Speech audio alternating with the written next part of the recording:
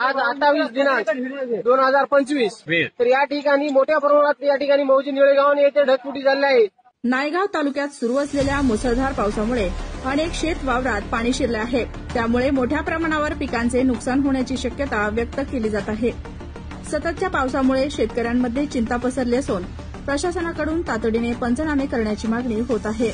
निळेगावच नाही तर सर्व तालुक्यामध्ये मोठ्या प्रमाणात पाऊस होत आहे। तर या ठिकाणी शेतकऱ्यांचं मोठ्या प्रमाणात नुकसान झालेलं आहे।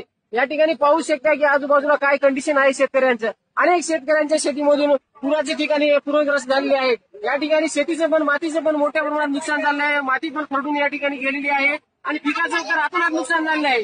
पीक 1% देखील शेतीमध्ये राहिलेलं नाही।